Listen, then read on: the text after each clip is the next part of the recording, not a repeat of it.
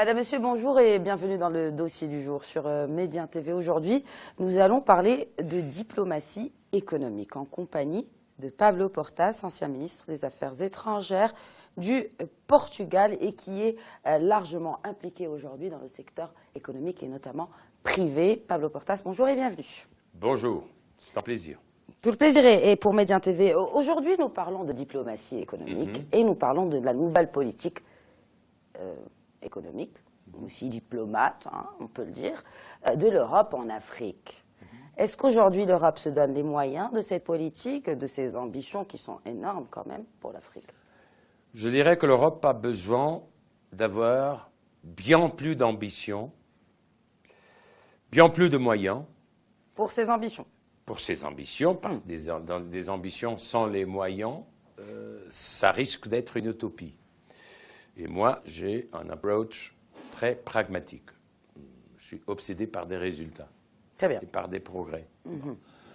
Donc, l'Europe est en train de vivre un moment difficile parce qu'elle réagit plutôt mal à la globalisation, avec beaucoup d'hostilité au libre commerce, à la libre circulation des gens. Pour moi, c'est un peu étonnant. Et j'essaie de contribuer modestement du point de vue intellectuel pour éviter ces sentiments qui existent à gauche et à droite dans l'Europe. Donc il n'y a pas en fait finalement de gauche ou de droite? Non, il y a une gauche protestataire anti-globalisation, il y a une droite protestataire anti-globalisation. Mais l'Europe est, tant qu'elle est unie, elle reste le plus grand bloc économique mondial, du point de vue du commerce de biens. Mais de manière globale? Globale. Très bien. Si elle se divise en 28 Mais si on y voit de parties, plus près, on voit qu'il y a des disparités quand même. Non, des disparités et des différences, il y a partout. Mais l'Europe, écoutez, vous avez les États-Unis, qui est encore la première économie du monde. Elle cessera de l'être du point de vue de GDP per capita. Elle est déjà la deuxième si on fait l'ajustement des parités de pouvoir d'achat. La Chine, qui est la puissance émergente, et là l'Europe. Très bien. De ces trois blocs, celui qui surfe le meilleur la globalisation, c'est évidemment la Chine. Les États-Unis ont un capitalisme très fort et une grande flexibilité. Je rappelle toujours, les Américains changent d'emploi 11 fois pendant sa vie. Donc ils sont très flexibles. Et il y a les Européens qui sont un peu capturés, à mon avis, par une espèce d'idéologie des droits acquis. On peut parler de droits acquis si vous avez suffisamment de croissance, de productivité et de démographie. Est-ce qu'aujourd'hui l'Afrique est un droit acquis? Non. L'Afrique a témoigné à tout le monde qu'elle n'est pas chasse gardée de personne. Et donc l'Afrique a le droit absolument évident à avoir des propositions, des négociations, des cas d'investissement, de co-développement. Je parle beaucoup de co-investissement, co-développement, co-avenir, de partager l'immense avenir de l'Afrique qui a compris la valeur de la stabilité politique, parce que vous n'avez pas d'investissement s'il n'y a pas de stabilité politique, de la sécurité juridique, parce que si les contrats ne sont pas valides, si vous ne respectez pas les contrats, évidemment, les investisseurs s'en vont, et aussi du défi démographique qui est très intéressant entre l'Europe et l'Afrique. L'Europe a terminé le 2016 avec une fertilité de plus ou moins 1,5 enfants par mère. L'Afrique subsaharienne a fermé 2016 avec 5,4.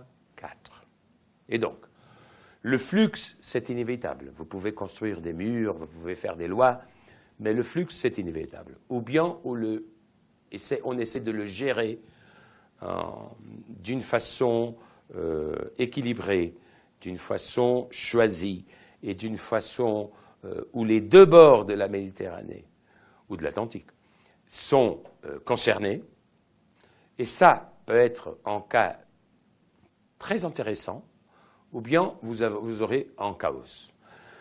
Écoutez, l'Europe a besoin d'émigration, au contraire de ce que disent certains à la gauche et à la droite en Europe. Donc, en fait, si on n'a pas suffisamment d'enfants, vous avez besoin de... Vous parlez de migration et vous parlez de flux migratoires, mais vous parlez quand même d'immigration choisie. Non, écoutez, ça concerne les deux bords. Vous avez, même dans l'Afrique qui se développe assez rapidement, par exemple, un problème dans les emplois qualifiés pour les jeunes générations, un problème entre l'offre et la demande. Bon. Donc ce que je dis, c'est que si l'Europe ne prend pas attention, ne fait pas attention à sa crise démographique, elle risque beaucoup, parce qu'en 20 ans, en 30 ans, vous n'auriez pas suffisamment d'actifs pour payer le modèle social européen de ceux qui vont être retraités. Et n'oubliez pas que les retraités, heureusement, vivent plus 11 ou 12 années, les hommes et les femmes, qu'il y a un siècle. Donc, on ne doit pas faire une gestion émotionnelle de l'immigration. L'immigration est un besoin, une immigration évidemment contrôlée, suivie par les deux bords, mais c'est un besoin, par des raisons différentes, entre l'Afrique et l'Europe. En plus, je crois que les Européens, si je vous disais, l'Afrique qui comprend la stabilité politique, la sécurité des contrats, et l'immense potentiel qui existe dans ce continent, économique et humain. Mais du côté européen, la vision de l'Afrique ne peut pas être condescendante, arrogante, donneur de leçons. Non. L'Afrique a vécu... Est-ce qu'aujourd'hui, vous, en tant qu'ancien chef de la diplomatie portugaise, et actuellement vous êtes dans le secteur privé, je le rappelle, est-ce qu'aujourd'hui on peut parler d'une Afrique qui sorte de ce statut d'assisté au statut de business partner, d'un partenaire? C'est très bien posé la question. Aujourd'hui, il y a une Afrique qui marche, qui fonctionne. Qui marche et moi, vite. je le dis avec beaucoup d'enthousiasme parce que c'est une Afrique qui n'a pas ou existence ou dépendance de l'oil and gas, du pétrole et du gaz. C'est pas le cas aujourd'hui. Aujourd'hui, les économies qui ont une meilleure performance en Afrique sont des économies où les ressources naturelles classiques, énergétiques, ne sont pas dominants. Ou bien ils ne sont pas existants même. Vous voyez, le Maroc, c'est un cas incroyable de croissance soutenue dans le virage du siècle, et c'est aujourd'hui la puissance régionale plus remarquable dans l'Afrique de l'Ouest. Ils sont faites au Nigeria. Au Nigeria, oui. Les conditions... Qui reste quand même très dépendant du pétrole, rappelons-le. Vous voyez l'Afrique du Sud, vous voyez le Nigeria. Par des raisons différentes, ce sont des économies au moins provisoirement en panne. Qu'est-ce qui fonctionne? Qu'est-ce qui marche?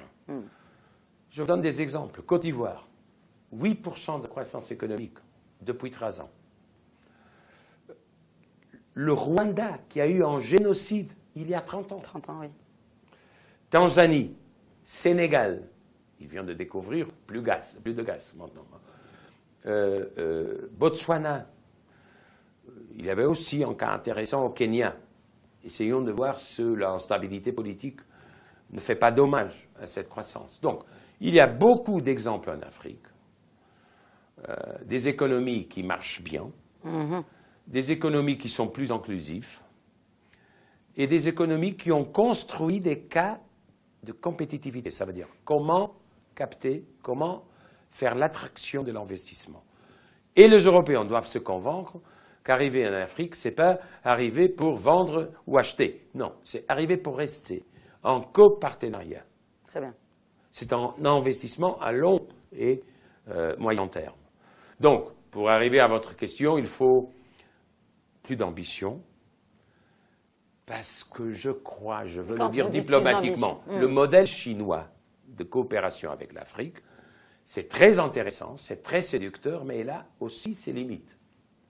Les Américains sont pratiquement... Plus là. Sa tête est en Asie. Oui, sa tête est en Asie. La thèse du chinois, justement, non, juste pour savez, terminer. Je suis toujours un diplomate, mais évidemment, vous savez qu'il n'y a pas des conditions politiques préalables. Oui, ils arrivent avec l'avion, les ouvriers, les ingénieurs, les architectes, les projets et les banques. Surtout. Oui, c'est ça. Mais ça a des limites du point de vue de l'intégration sociale. Parce qu'ils font un peu Bonaparte, comme vous savez, partout. Et en plus, ça a des limites en matière de qualité, nommément aux infrastructures. Et donc, si l'Europe, avec sa technologie, avec ses compétences, est capable d'investir en Afrique, en comprenant qu'on doit le faire à égalité de souveraineté, avec respect d'autre part, sans aucune condescendance intellectuelle, et en faisant le partage de technologies, en contribuant à l'ascenseur social de l'Afrique, à la sortie de la pauvreté extrême, au renforcement de la classe moyenne. Une Afrique où, par exemple, et c'est un cas très intéressant à mon avis, oui, le pourcentage de pénétration de l'Internet en Afrique est en dessus de la moyenne globale, mais la croissance est spectaculaire. Ça veut dire qu'en 2020, par exemple, il y aura quelque chose comme 700 millions de smartphones en Afrique. En Afrique. C'est bien plus que les deux Amériques ou le Canada réunis. D'une société essentiellement agricole, on peut, et surtout les jeunes doivent prendre attention à ça, au digital, on peut faire une certaine transition pour une société qui soit technologiquement et digitalement performante. Plus performante. Très bien. Pablo Portas, merci beaucoup. C'est un plaisir. Ces et je dois vous dire une chose. Dites-moi. Pablo, c'est en espagnol. En portugais, c'est Paolo. Paolo. Merci. C'est Paolo avec un U. Et obrigado. On est à 50 minutes les uns des autres. Obrigado. Obrigado. Merci à tous de nous avoir suivis. C'était le dossier du jour, toujours en marge des Atlantiques Dialogue à Marrakech. Excellent suite des programmes sur notre antenne.